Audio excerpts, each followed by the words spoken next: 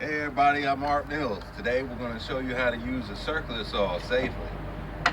Now for legal purposes, I gotta say that don't take nothing I say here seriously. This is just a skit for entertainment only. Alright, we got a circular saw here, 15 amp Hitachi. This is pretty much what the professionals are going to use. You don't need a professional grade saw, but you do need a saw that's safe.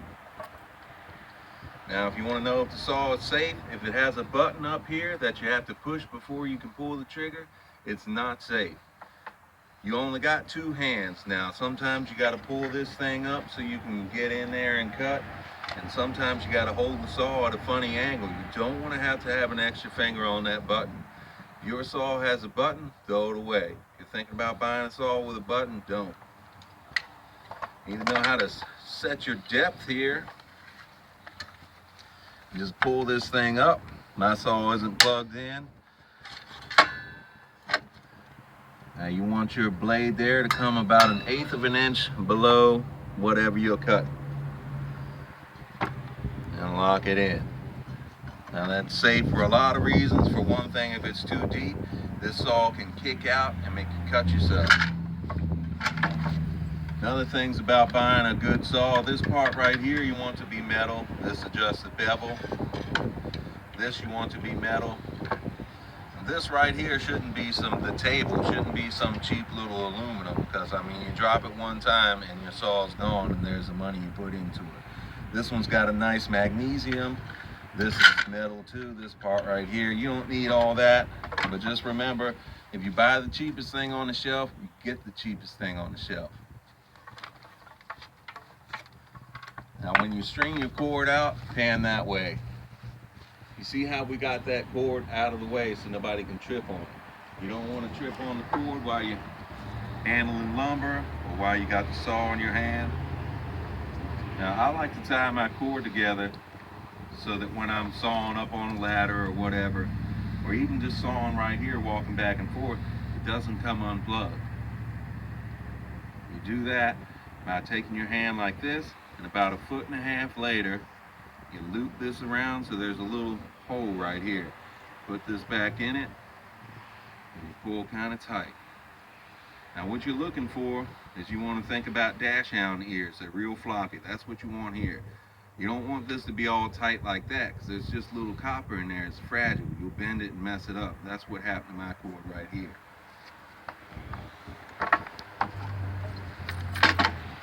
Now when you're ready to make your cut, you don't want to cut in the middle of the horses right here, because then the lumber will bend in and it will pinch your blade and it will send this saw rocketing somewhere you don't want it to be. And the likelihood is that this thing isn't going to close fast enough for you to not cut yourself. So you're real careful with that. You cut out here so that this can fall away and not pinch the blade. Now if you got a real big long piece and you want someone to hold it, the way they're going to hold it is with their hands like this, not touching it. So that when it falls, they catch it, but they're not putting up pressure, which is going to pinch your blade and make that saw rocket somewhere. Come in close. You make your mark here, let's say 12 inches. Now when you make your mark, you mark like that and pull it away. So you got your point right there. And then you make another one right there. That's so you can see your mark. Say if you walk away, you got to answer the phone, whatever. When you look back, there's your mark. You're not looking for some little tiny mark like that you can't even see really. It's nice and big, you know where it is. You don't want a mark like that where it could be 3 different measurements. It needs to be sharp. Now I've seen some people who will just try to cut looking at that. That's why you buy this, a speed square. You want a metal one, not a plastic one. It's got these little bridges right here that you want to rest on the wood. Now you put your pencil on the mark and gently scoot your speed square in. Now you can put your thumb right here and kind of grab the wood and squeeze it so it doesn't move. You don't need to He-Man it or anything. And you just make sure your mark is nice and big so you can see it. You put it on the other side, put your pencil there, and you got your mark. Now you want to pay attention to what side of the line you're cutting on. obviously I need this piece here. So I want the saw blade to be on that side.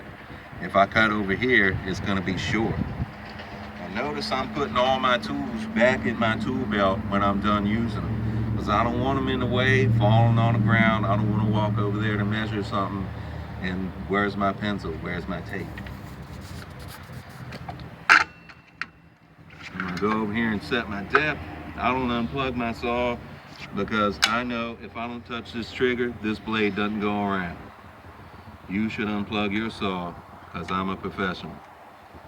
All right, that's good. Now you notice when I cut that when I get close to the end, sometimes it'll hang on with that little splinter and it'll want to fall off and it'll pull a chunk back here and pull a chunk out of what you need. So when I get to the end, about right here, I will push through a little bit faster. So I can just cut it before it has a chance to break itself. Now I'm putting my hand back here, far away. Whenever you hold things like this, you want to have your hands spread out as far as possible. If you have your hands like this is a pivot point. It's real easy to move this. But if you spread your hands out, it's easier to hold it still.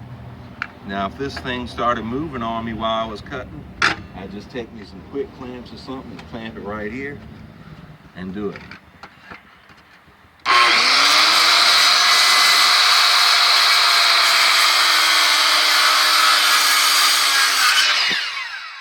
Also, I give it a chance before it comes back for this thing to close.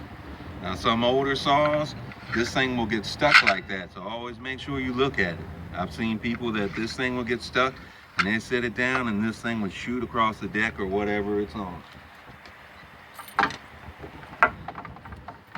When you get done cutting, you want to put your saw down so it doesn't fall off the table and break your investment. And that's how professionals use a circular saw. All right.